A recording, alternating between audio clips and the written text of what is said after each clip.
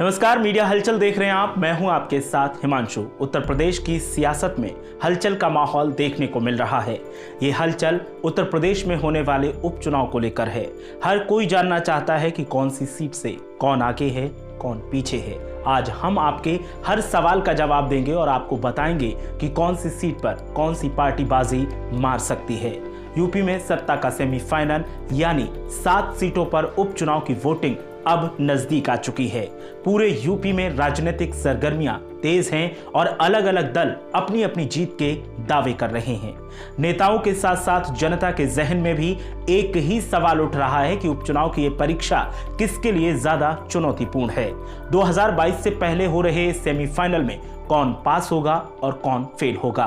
प्रदेश की 7 विधानसभाओं से मीडिया हलचल आपके लिए लेकर आया है सबसे पहले सबसे तेज एक्सपर्ट ओपिनियन पोल।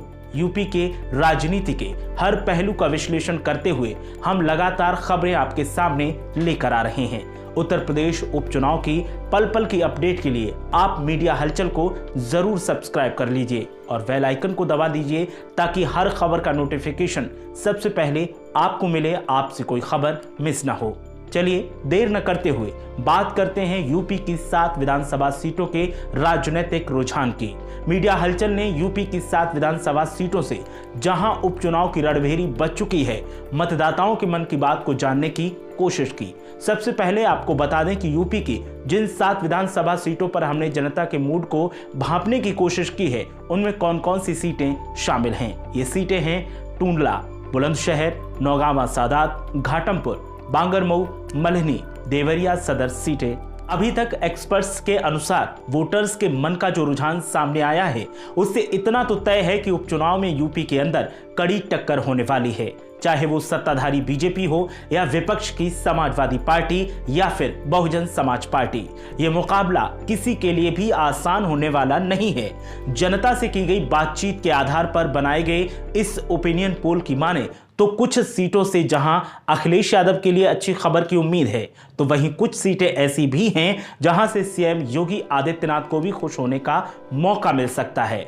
उपचुनावों के परिणाम सीधे सीधे 2022 में होने वाले विधानसभा के चुनावों पर असर डालेंगे। इसीलिए हर किसी की नजर सत्ता के सेमीफाइनल पर टिकी हुई है।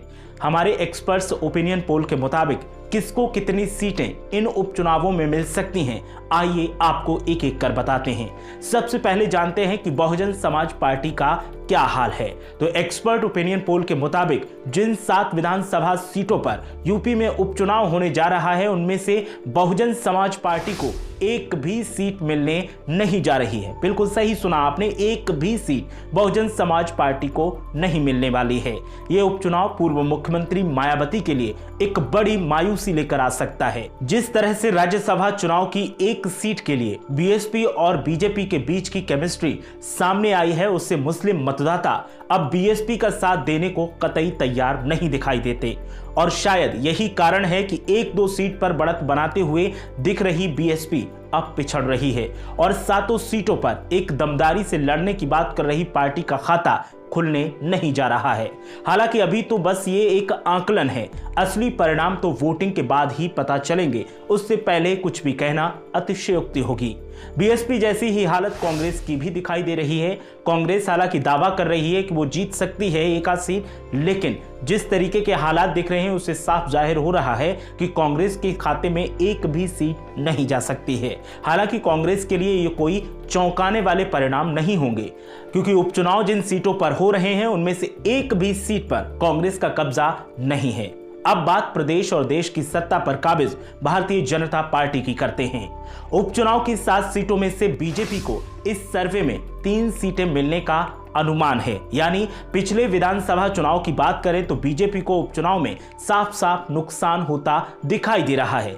सीएम योगी के परफॉर्मेंस पर वोट मांगकर भारतीय जनता पार्टी को यदि ओपिनियन पोल में महज 3 सीटें मिल रही हैं, तो निश्चित रूप से बीजेपी के लिए आने वाले समय में यूपी में परेशानियां बढ़ती हुई दिखाई दे रही हैं।